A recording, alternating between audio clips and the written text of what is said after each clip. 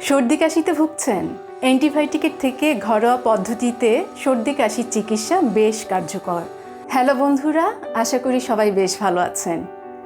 রোগ হিসেবে কাশিকে মোটেও ছোট করে দেখার সুযোগ নেই, কেননা এটা করোনা ভাইরাস, হাঁপানি, যক্ষ্মা, কণ্ঠনালীর ক্যান্সারের পূর্ব লক্ষণ হতে পারে। তবে অতিরিক্ত অ্যান্টিবায়োটিক ওষুধ প্রয়োগের ফলে মানুষের শরীর ওষুধরোধী হয়ে পড়ে। এতে করে নানা ধরনের ইনফেকশন সারিয়ে তোলা কঠিন হয়ে পড়ে।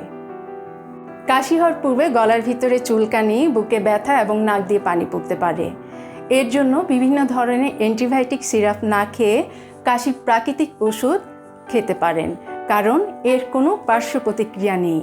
চলুন বন্ধুরা, আজ জেনে নিই তেমনই কিছু কাশির প্রাকৃতিক ওষুধ সম্পর্কে। তার আগে বন্ধুরা, এখনও যারা আমার চ্যানেলটি সাবস্ক্রাইব করেননি, সাবস্ক্রাইব বাটনে ক্লিক করে সাবস্ক্রাইবার হয়ে যান। তাহলে আমার সকল আপডেটেড ভিডিও আপনি সরাসরি পেয়ে যাবেন। মধুকে কাশির মহা ওষুধ হিসেবে বলা যেতে পারে।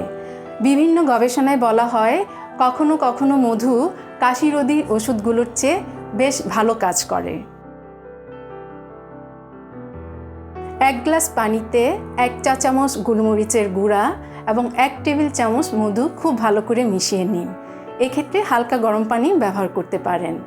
এই মিশ্রণটি দিনে 2 বার খেলে খুব তাড়াতাড়ি আপনার কাশি ভালো হয়ে যাবে। 2 গ্লাস পানির সাথে 3 টেবিল চামচ আদা বাটা এবং 1 টেবিল চামচ শুকনো মেন্থল বা পুদিনা পাতা মিশিয়ে চুলায় সিদ্ধ হতে দিন।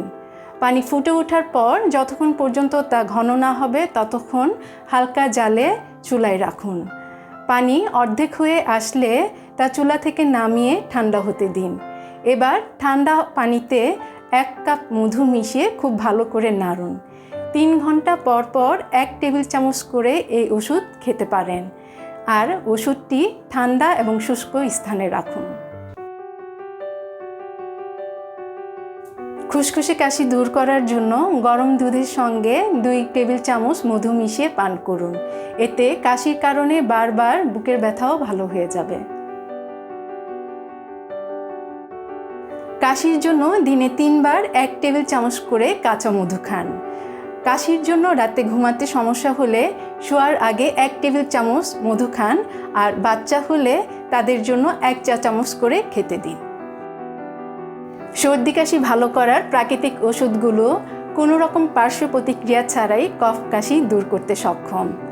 বাজারে বড়ি বা সিরাপে কম বেশি পার্শ্ব প্রতিক্রিয়া থাকে।